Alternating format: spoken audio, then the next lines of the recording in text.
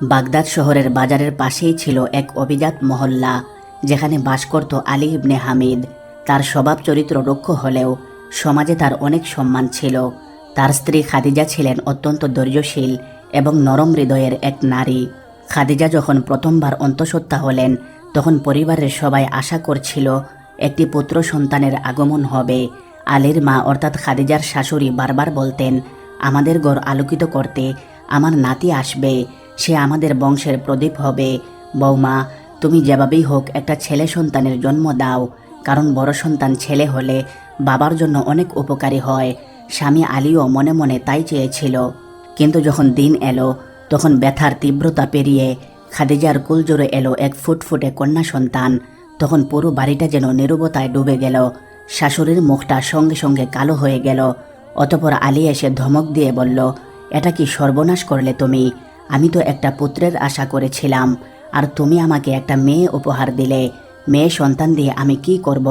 এদেরকে বহু পরিশ্রম করে লালন পালন করতে হয়, কিন্তু পরিশেষে তারা কোনো উপকারেই আসে না। তুমি কিভাবে এই অপয়া মেয়েকে জন্ম দিলে? এটা শুনে খাদিজার চোখ বিস্ময়ে বড় হয়ে গেল। তার চোখের কোণে অশ্রু জমে উঠল। কাঁপা কাঁপা কণ্ঠে সে বলল, এটা তো আল্লাহ তাআলার ইচ্ছা। ছেলে বা মেয়ে একমাত্র তিনিই দিতে পারেন। সুতরাং আমাদের দায়িত্ব হলো তাকে ভালোবাসা দিয়ে বড় করে তোলা। এই কথা শুনে শাশুড়ি আর সহ্য করতে পারল না। সে চিৎকার করে বলে উঠল, এই অভিশপ্ত মেয়েকে নিয়ে আমাদের বাড়ি থেকে চলে যাও। দয়া করে আমাদের ঘরকে অশুদ্ধ করবে না। এটা শুনে খাদিজা নিজের কানকে যেন বিশ্বাস করতে পারছিল না। আলী কিছু বলবে কিনা সেই আশায় তাকিয়ে রইল তার দিকে, কিন্তু আলী নিশ্চুপ। কিছুক্ষণ পর আলী খাদিজাকে ধাক্কা দিয়ে দরজার দিকে নিয়ে চলল এবং বলল, আমার মা যা বলেছে আমার ভালোর জন্যই বলেছে। এই অপয়া মেয়েকে নিয়ে আমার বাড়ি থেকে চলে যাও, কখনো এই বাড়িতে ফিরে আসার চিন্তাও করবে না। তখন খাদিজা কেঁদে কেঁদে বলল, না, আপনি আমাকে এভাবে চলে যেতে বলবেন না। এই দুনিয়ায় আপনি ছাড়া আমার আর কেউ নেই। এভাবে বের করে দিলে আমি এই ছোট্ট শিশুটিকে নিয়ে কোথায় যাব? কিন্তু আলী তার কথা কানেই তুলল না। সে তার সিদ্ধান্তে অটল ছিল। তখন খাদিজা অপারগ হয়ে তার সন্তানকে কোলে নিয়ে বেরিয়ে পড়ল। রাত তখন গভীর হয়ে এসেছিল। বাগদাদের জনবহুল রাস্তায় এক অসহায় মা কোলে সদ্যজাত সন্তান দিকভ্রান্তের মতো হাঁটছে। কোথায় যাবে কে জানে? আল্লাহ ছাড়া তার আর কেউ নেই। আর সেই রাতটি ছিল তার জীবনের সবচেয়ে দীর্ঘ রাত। এদিকে আলী আরেকটি বিয়ে করে দ্বিতীয় স্ত্রীকে নিয়ে সংসার শুরু করল। দেখতে দেখতে আল্লাহ তাআলা তাদের ঘরে একে একে 3টি পুত্র সন্তান দান করলেন। ফলে আলী তার পুত্র সন্তানদেরকে নিয়ে সুখ স্বাচ্ছন্দ্যে জীবন কাটাচ্ছিল। কিন্তু তার এই সুখ বেশি দিন স্থায়ী হলো না। কয়েক বছর পর আলী এক জটিল রোগে আক্রান্ত হয়ে যায়। অসুস্থতার কারণে সে বিছানা থেকেই উঠতে পারছিল না। ফলে সে বিছানায় পেশাব পায়খানা করে দিত। আর সারাদিন কাশির যন্ত্রণা তো আছেই। মনে হচ্ছিল অদৃশ্য কোনো শক্তি তাকে শাস্তি দিচ্ছে। এভাবে সারাদিন সারা রাত কাশির শব্দ আর বিছানায় পেশাব পায়খানায় তার স্ত্রী এবং সন্তানরা বিরক্ত হয়ে উঠল। ছেলেরা বলতে লাগলো, এই বুড়োকে নিয়ে আমরা আর পারছি না। আজরাইল কি তাকে দেখে না? এভাবে আমাদেরকে কষ্ট না দিয়ে মরে গেলেই তো পারে। তখন আলীর স্ত্রী বলল, আর বলিস না, সে তাড়াতাড়ি মরবে বলে মনে হচ্ছে না। তার যন্ত্রণায় আমরাও ঘুমাতে পারি না। এভাবে চলতে থাকলে আমরাও একদিন মরে যাব। এক কাজ কর, তাকে দূরে কোথাও ফেলে দিয়ে আয়, তাহলে আপদ দূর হবে। অতঃপর রাতের বেলা ছেলেরা মায়ের কথা অনুযায়ী আলীকে দূরের একটি রাস্তায় ফেলে রেখে চলে এলো। তখন আলী অসহায়ের মতো তাকিয়ে চোখের পানি ফেলা ছাড়া কিছুই করার ছিল না। অতঃপর সকালবেলা এই রাস্তার পাশ দিয়ে একজন যুবতী মেয়ে হেঁটে যাচ্ছিল। মেয়েটি পেশায় ছিল একজন চিকিৎসক। সে রাস্তায় আলীকে অসহায় অবস্থায় পড়ে থাকতে দেখে থমকে দাঁড়ালো। তার মায়াবী চোখে এক অদ্ভুত আগ্রহ ঝলসে উঠল। অতঃপর মেয়েটি আলীকে নিজের চিকিৎসা কেন্দ্রে নিয়ে গেল এবং প্রয়োজনীয় ঔষধ দিয়ে সেবা যত্ন করতে লাগলো। ফলে মেয়েটির চিকিৎসা ও সেবা যত্নে কিছুদিনের মধ্যেই আলী সুস্থ হয়ে উঠল। তখন মেয়েটির কাছে কৃতজ্ঞতার সুরে বলল, হে দয়ালু নারী, যখন স্ত্রী সন্তানরা আমাকে মরার জন্য রাস্তায় ফেলে দিয়েছে, তখন তুমি ফেরেশতার মতো এসে আমার জীবন বাঁচিয়েছ। এই ঋণ পরিশোধ করা আমার দ্বারা সম্ভব হবে না। তোমাকে যেই মা বাবা জন্ম দিয়েছেন তারা খুবই সৌভাগ্যবান। আচ্ছা মা, আমি কি জানতে পারি তুমি কে, আর কেন আমাকে বাঁচালে? আলীর কথা শুনে মেয়েটির চোখ অশ্রুসিক্ত হয়ে গেল। সে চোখ মুছে বলল, আমি আপনাকে বাঁচাইনি, আপনাকে বাঁচিয়েছেন আল্লাহ তাআলা। আমি কেবল চিকিৎসক হিসাবে আমার দায়িত্ব পালন করেছি মাত্র। আর আপনি আমার পরিচয় জানতে চেয়েছেন। যদি সোজা কথায় বলি, তাহলে আমি আপনার সেই অপয়া কন্যা যাকে আপনি জন্মের পর বাড়ি থেকে তাড়িয়ে দিয়েছিলেন। এই কথা শোনার পর আলীর শরীরটা ঝাঁকি দিয়ে উঠল। শরীরের পশমগুলো তার কাটার মতো দাঁড়িয়ে গেল। চোখের সামনে ভেসে উঠল পুরনো দিনের সেই স্মৃতি, যখন অন্ধকার রাতে সে তার নিজের কন্যা এবং স্ত্রীকে বাড়ি থেকে বের করে দিয়েছিল। চোখের পানি মুছে কোনো মতে সে ফিসফিস করে বলল, তুমি কি সাফিয়া?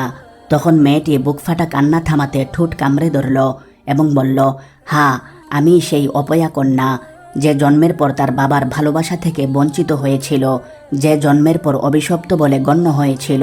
জানো বাবা, তুমি তাড়িয়ে দেওয়ার পর আম্মু পাথরের বোঝা বহন করে আমাকে বড় করেছে, পড়ালেখা করিয়ে চিকিৎসক বানিয়েছে।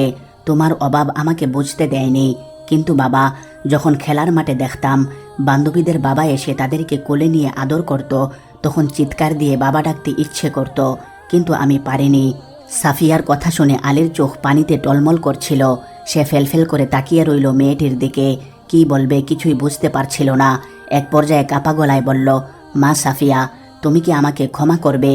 তখন সাফিয়া কোনো উত্তর দিল না। তাই আলী হাউমাউ করে কাঁদতে লাগলো। দীর্ঘশ্বাস ফেলে বলল, আমি তোমার চেহারায় সেই মেয়েটিকে দেখতে পাচ্ছি যাকে আমি একদিন পরিত্যাগ করেছিলাম।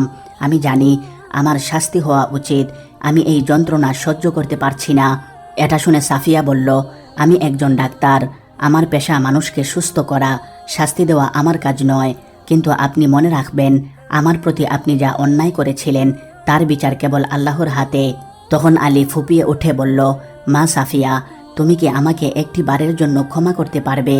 তখন সাফিয়া ধীরে ধীরে বলল, বাবা, আপনার উপর আমার অভিমান অভিযোগের শেষ নেই, কিন্তু আমি আপনার উপর কোনো ধরনের বিচার চাপাবো না, কারণ শত হলেও আপনার রক্ত আমার শরীরে প্রবাহিত হচ্ছে।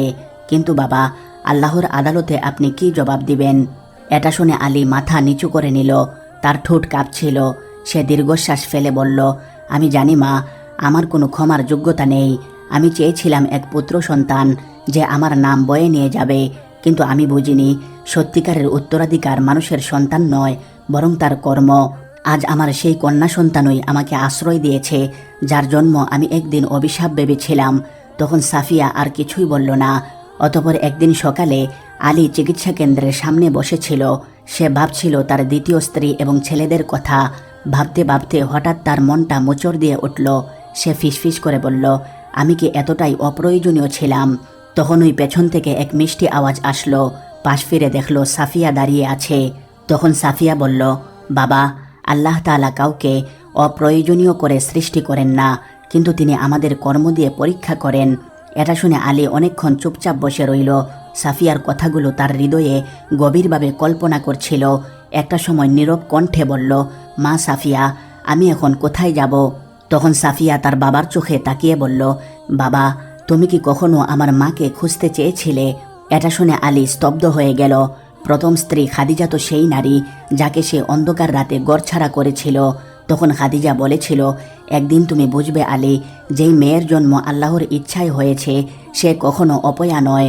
আর যেদিন তুমি একা হবে সেদিন এই সত্য তোমার বুক চিরে খাবে। তাহলে কি আজই সেই দিন? তখন সাফিয়া তার বাবার সিদ্ধান্তের অপেক্ষা না করেই বলল, আমি জানি আম্মু কোথায় আছে, তুমি কি তার সামনে গিয়ে দাঁড়াতে পারবে? তখন আলী মাথা নেড়ে সম্মতি জানালো। তখন সাফিয়া বাবাকে নিয়ে চলতে শুরু করলো এক অজানা গন্তব্যের দিকে। চলতে চলতে শহরের এক কোণে ছোট্ট একটা কুটিরের সামনে এসে সাফিয়া দাঁড়ালো। দরজার সামনে দাঁড়িয়ে আছেন এক বৃদ্ধা। শরীরটা রোদে পোড়া, কিন্তু চোখে ছিল এক অদ্ভুত প্রশান্তি। আলী তখন খাদিজাকে দেখে হতভম্ব হয়ে গেল। কি বলবে বুঝতে পারছিল না। হঠাৎ আলী হাঁটু গেড়ে বসে পড়ল এবং চিৎকার করে বলল, খাদিজা, আমি তোমাকে হারিয়েছি। আমি জানি আমি ক্ষমার অযোগ্য, কিন্তু আমার মেয়েকে তুমি এমনভাবে গড়ে তুলেছ যে আমার পাপের বোঝা কিছুটা হলেও লাঘব করেছ। তুমি কি আমায় একটিবারের জন্য ক্ষমা করবে? খাদিজা তখন চুপচাপ দাঁড়িয়ে রইল। তারপর ধীরে ধীরে বলল, আমি কখনো তোমার শাস্তি চাইনি। আমি চেয়েছি তুমি যাতে সত্যটা বুঝতে শেখো। আজ যখন তুমি তা বুঝেছ, তখন আমি কিভাবে তোমাকে ঘৃণা করি। এই কথা শুনে আলী বিস্ময়ে তাকিয়ে রইল। এত বছর পরেও খাদিজার হৃদয়টা এত পবিত্র। এটা ভেবেই আলীর চোখ দিয়ে পানি ঝরছিল। সে কল্পনাও করেনি যে এত বছর পর খাদিজা তাকে ক্ষমা করে দিবে। কিন্তু ক্ষমা পাওয়ার পরেও তার অন্তরে শান্তি পাচ্ছিল না।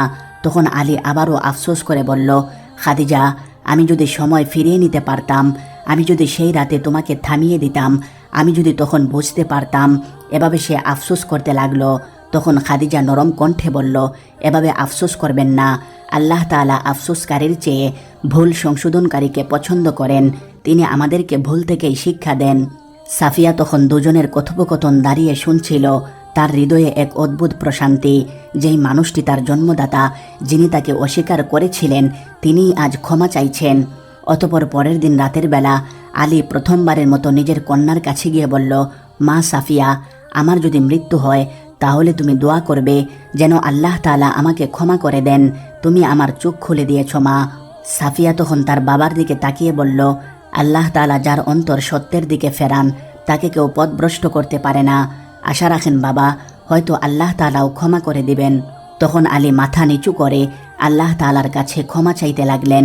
অতপর পরের দিন রাতে সাফিয়া যখন তার বাবার ঘরে ঢুকল, তখন দেখল আলী নামাজের মুসল্লায় সিজদারত অবস্থায় পড়ে আছেন। সাফিয়া তখন দীর্ঘ সময় ধরে তাকিয়ে রইল, কিন্তু আলী সিজদা থেকে মাথা ওঠাচ্ছিল না। তাই সাফিয়া কাছে গিয়ে বাবার গায়ে হাত রাখতেই বুঝতে পারল যে আলী আর দুনিয়াতে নেই। আলীর মৃত্যুর পর মহল্লার মানুষেরা বলাবলি করছিল, সে ছিল এক নিষ্ঠুর মানুষ। সে তার প্রথম স্ত্রীকে ত্যাগ করেছিল, নিজের কন্যাকে অস্বীকার করেছিল। এমনকি মানুষেরা এজন্য তার জানাজাতেও উপস্থিত হয়নি। কিন্তু সাফিয়া এসবে কান দিল না, কারণ সে জানত শেষ বয়সে তার বাবা সত্যের পথে ফিরে এসেছিলেন। তখন সে আল্লাহ তাআলার কাছে হাত তুলে বলল, হে আল্লাহ, যদি আমার বাবা সত্যিকারের অনুতপ্ত হয়ে থাকেন, তবে তুমি তাকে তোমার রহমতের চাদরে আবৃত করে নাও। অতপর সাফিয়া তার মায়ের কাছে গিয়ে দেখল মায়ের চোখের কোণে অশ্রু টলমল করছে। তিনি তার স্বামী আলীকে ক্ষমা করেছিলেন, কিন্তু তার হৃদয়ের গহীনে এক শূন্যতা এখনও বিরাজমান ছিল। তখন সাফিয়া বলল, আমাদের জীবন কেমন অদ্ভুত, তাই না মা? উত্তরে খাদিজা বললেন, হ্যাঁ, জীবন বড় রহস্যময়, কিন্তু আল্লাহর বিচার কখনো ভুল হয় না। তখন সাফিয়া মাকে বলল, আচ্ছা মা, সত্যি করে বলো তো, তুমি কি সুখী? তখন খাদিজা হেসে বললেন, সুখ কোনো বস্তু নয়, এটি একটি অনুভূতি যা আমরা নিজের ভেতরে খুঁজে পাই।